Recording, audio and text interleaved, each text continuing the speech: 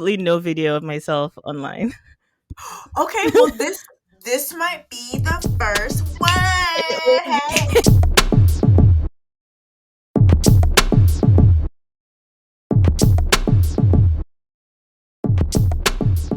And then you can build your online brand. Yes. Apparently, that's what's big these days. So, Yes. I mean, I have a YouTube channel where I talk about plants I and I watched your. I've been watching your YouTube. I went and watched the one about when you talked about going from into tech space. It was really good.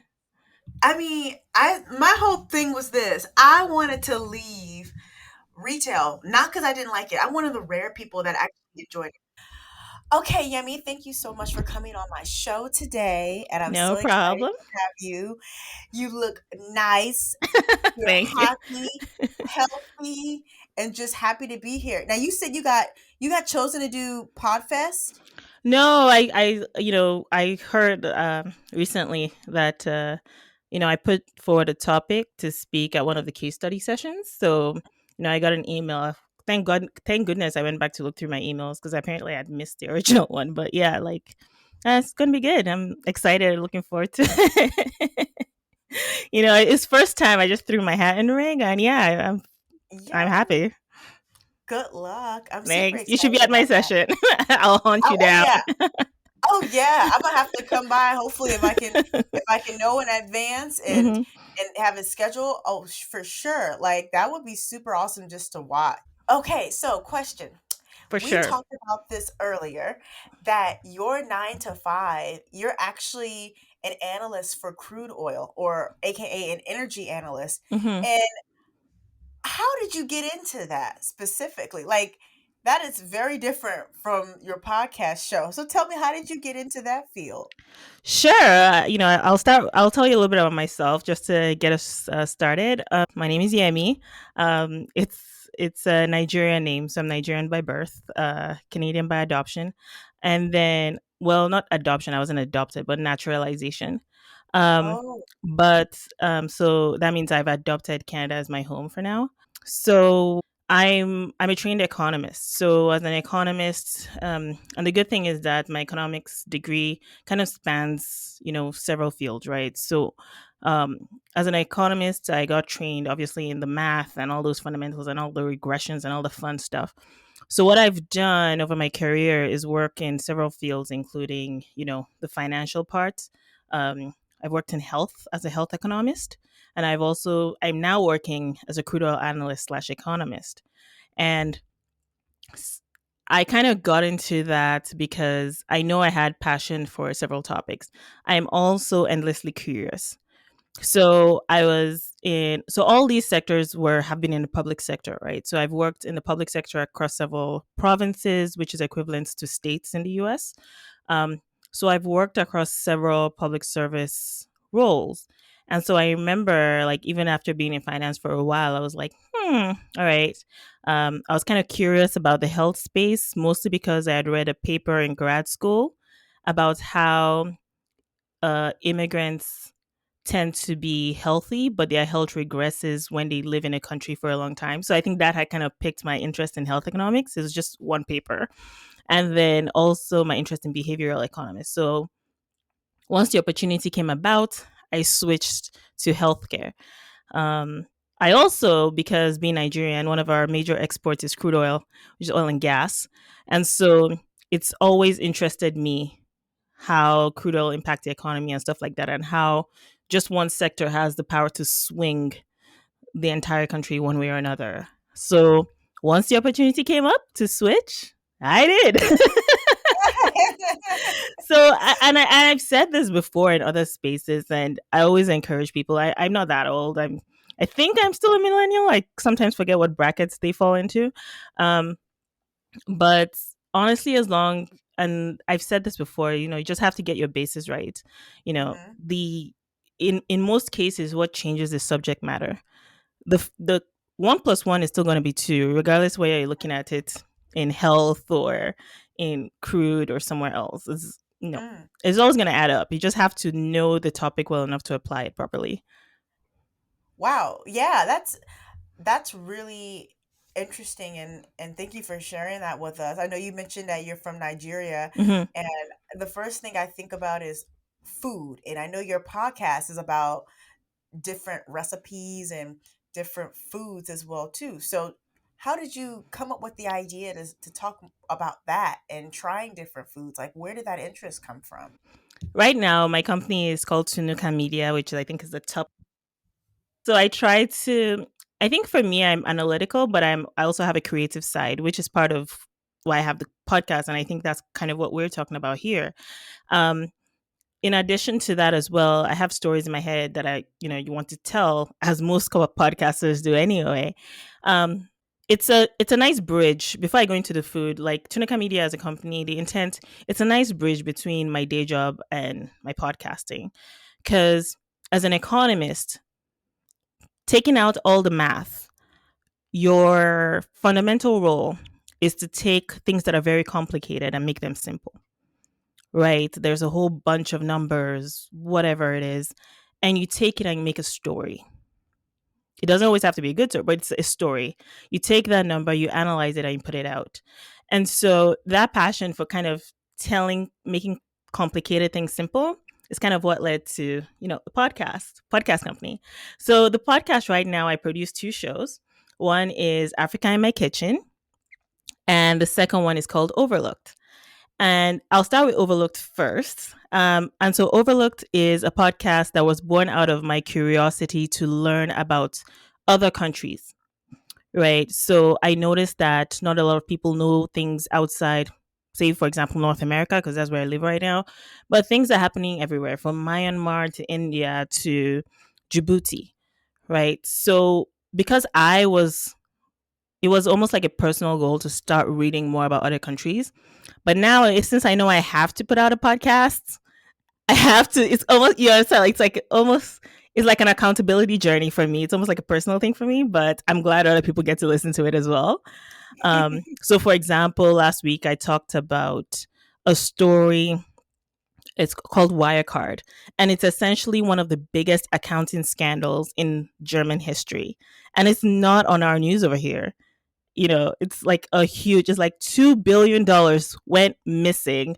Actually, what it didn't go missing, it just never existed. It was hilarious. I had so much fun like going into it that I think I may have droned on a little, but that's on that Overlooked podcast. Now, Africa in My Kitchen, I can't take credit for that too much. Like, I'll take some credit, but not full. So I co-host Africa in My Kitchen with my friend her name is Ijeoma, and it's actually the idea for Africa in Our Kitchen is her baby. So she was on a journey to start writing and exploring African food. So trying to make a meal from every country on the continent. And so we got together. Wine was involved. Hey, she had a blog she wanted to start. I had a podcast I wanted to start. We're like, let's bring this baby together. And African American Kitchen was born.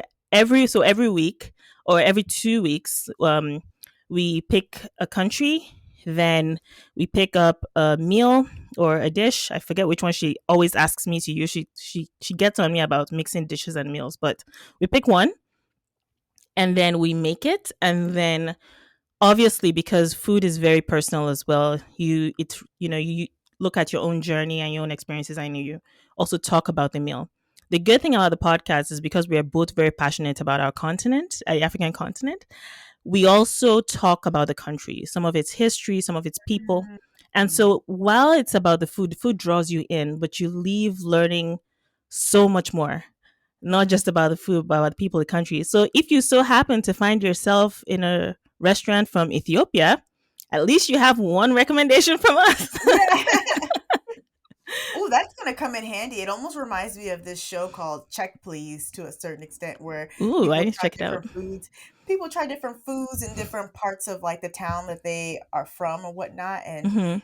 they do their review. It's one of my favorite shows. Yeah, it's been interesting.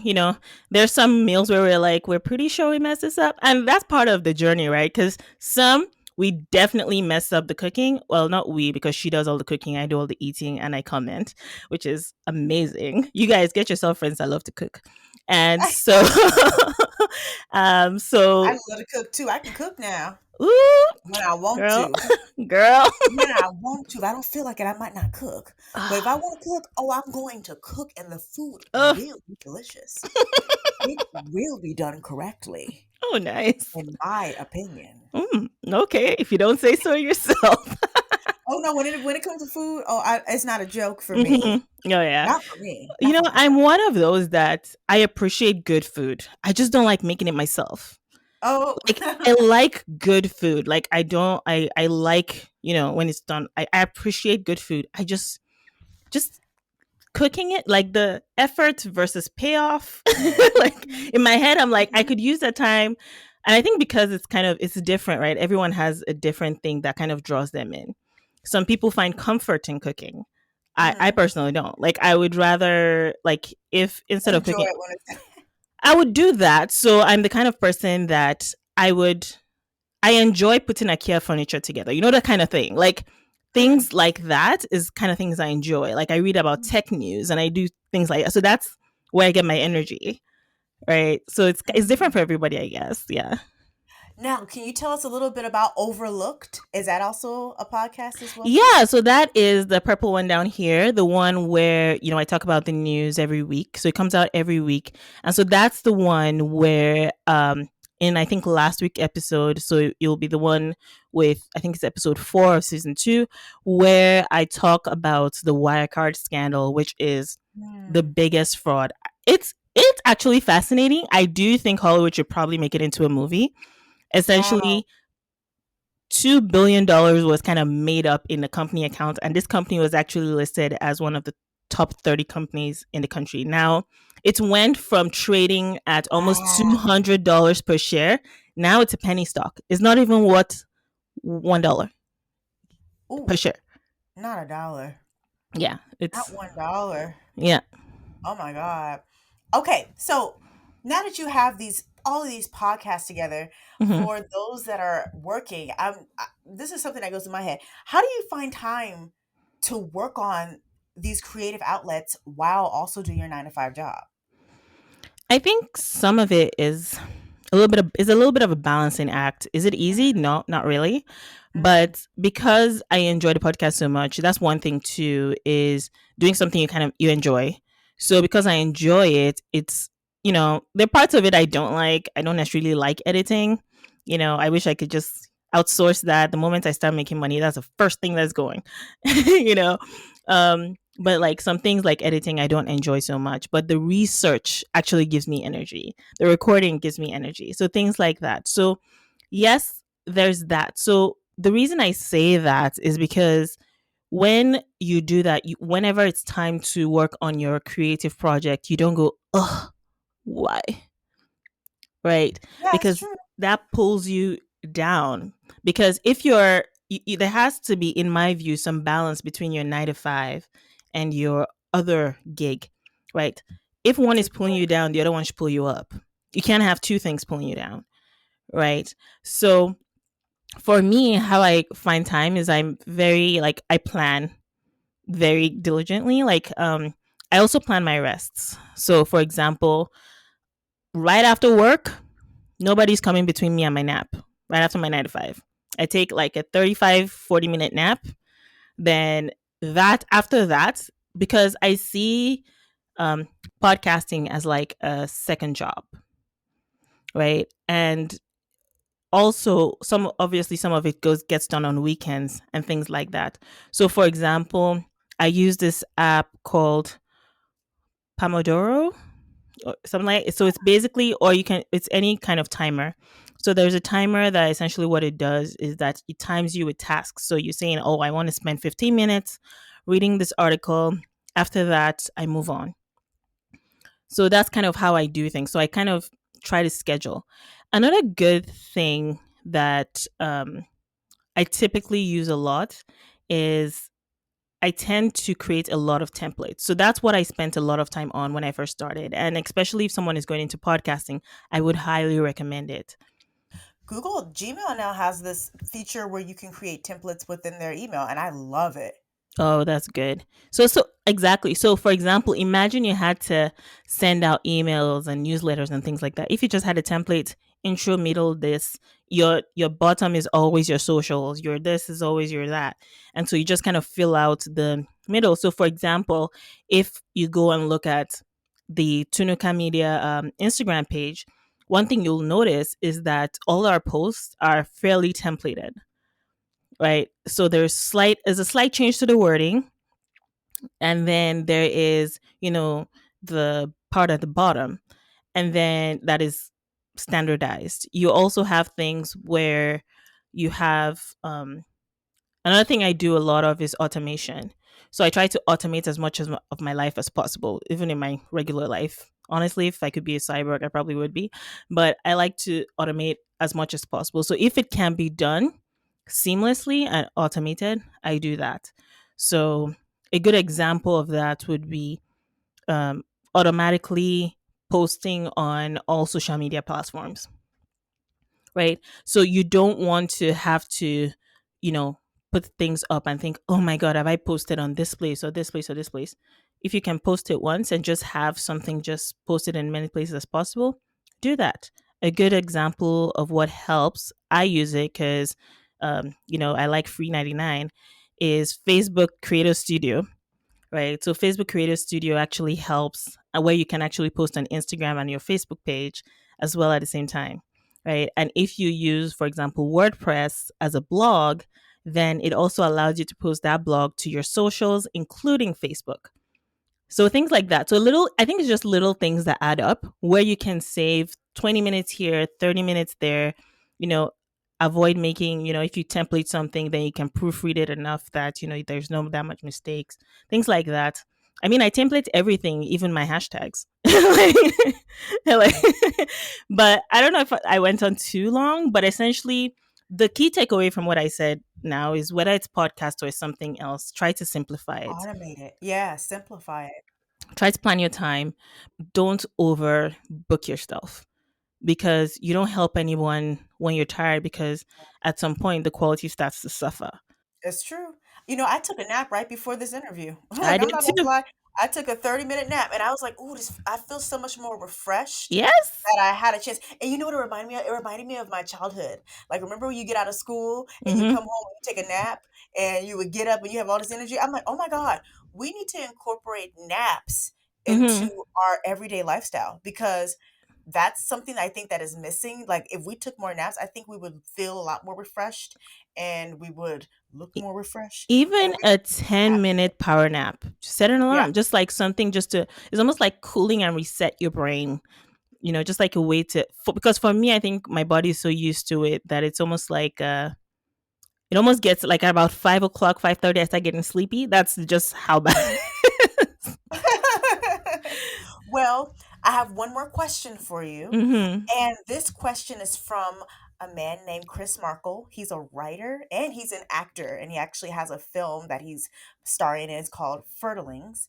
And he was somebody I previously interviewed. His question for you was, do you think podcasting chose you, or did you choose podcasting? I'll definitely say I chose podcasting. Okay. Um, and the reason I say that is, I think for me, um, I'm not necessarily, I'm an ambivert by nature. So, you know, when I'm with people I know and I'm comfortable with, I get a lot of energy there. Where when I'm not in situations or places where I'm too comfortable, I kind of withdraw into myself. So I kind of, I'm a chameleon depending on which situation I'm in. And so with podcasting, I found it to be the most suitable medium to tell a story. First of all, because um, unlike some other mediums, I don't have to put myself out there. I can put as much of myself out there that I'm willing to put out. And Right. Right. especially, and depending on, I guess, some of your listeners, depending on your 9 to 5 job, it might be something that is required for your job, right? So if you're in a job where, you know, podcasting, so for example, I'll give you an example, and it's extreme. It's not my podcast. So for example, imagine there was someone who was in a job in a field that was really, really ultra conservative, right? But the person has a desire to talk about something that is really, really liberal. I'm thinking if you're in a very straight laced, for example, job, maybe like a lawyer or something, and then you want to talk on a podcast about something that is really sexual. Now, those two worlds may not necessarily jive, and the person may not want to put themselves out there, right? So I think podcasting is a beautiful medium because you can get your voice out without getting all of you out. You can keep some of yourself for yourself and kind of keep your world separate. So, and I think for me, when I started my podcast, that was something I was very cognizant of and something I wanted to do. Now it's changing a little bit. I'm coming out a little bit of that shell, but I think it's nice to step in with your toes. You know, the deep end sometimes can feel overwhelming. Some people just say go for it and jump into it. I'm like, go at the pace that is most comfortable for you. So for me, that's what podcasting was. I had stories to tell. We have a couple of more podcasts being planned. So like we have stories to tell, and for us, the best way to say it was through audio. And honestly, sometimes, especially for me, I've been listening to podcasts for a very long time. I think some people got into podcasting at about the same time they were listening to it. So I've been listening to podcasts for very, very long. And I love audio dramas. Like, I love the idea of being immersed in the way someone is telling a story. So that as well, it just kind of jived when I looked at all the mediums where I want to tell the stories. You know, there's writing, there's video, there's so many other things. Um, Podcasts, I think, was the one I chose. Before we head out, I want to ask a question for you to ask Okay. to the next interviewee. Oh, for the next person you want to interview? Yes, yes. Okay. Any question that you would ask a creative artist, because they could be a podcaster, they could be a filmmaker, they could be an artist, a singer, musician, they could be anything. So, what question would you ask them on the podcast? Let me take a second. Okay. So I'm an economist as well. So I'm going to ask something that has to do with money. If you were handed $10,000 with no strings attached, how would you take your creative medium, whatever it is, to the next level? Wonderful. I like that question. That is an intelligent question. That is a, ooh, you got $10,000, no string attached. You don't No have to pay strings taxes attached. on it. You don't have to pay taxes on it. You don't have to give it back. It is just $10,000. Here you go. Take your craft to the next level. What would you do? What would you do? Actually, I'm going to ask you the question. You're also creative. You can also ask the next person. If I had $10,000 now, I would, if somebody gave me $10,000, I would take half of that and save it. Don't touch it. It's as if it never existed. So I only have $5,000. Hmm. And that $5,000, I would try to split amongst each month Hmm. as if I'm gonna live off of that. And it's not a Hmm. lot, but I try to reinvest it back to myself so I don't have to go back to work. I would Mm. like to make a living off of my podcast or make a living off of my acting and singing. Um, so that $5,000, I would have to reinvest that back into myself. So I would have to pay for all the bills that need to get paid in order Hmm. for me to continue on my craft. So I can't continue my podcast if I have bills to pay and my That is podcast is true. not making That money. is true. That's a great So that answer. will go towards my bills. Now, once all my bills are paid, then I actually have spending money. Hmm. So that's how I think when it comes to that. That's a great answer. I mean, that's how I think.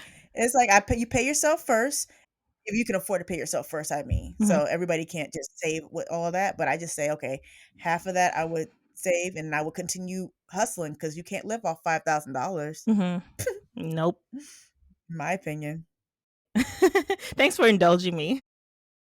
Thank you so much, Yemi, for being on our show. I want to find out where we can learn about any new things that we should look out for from you.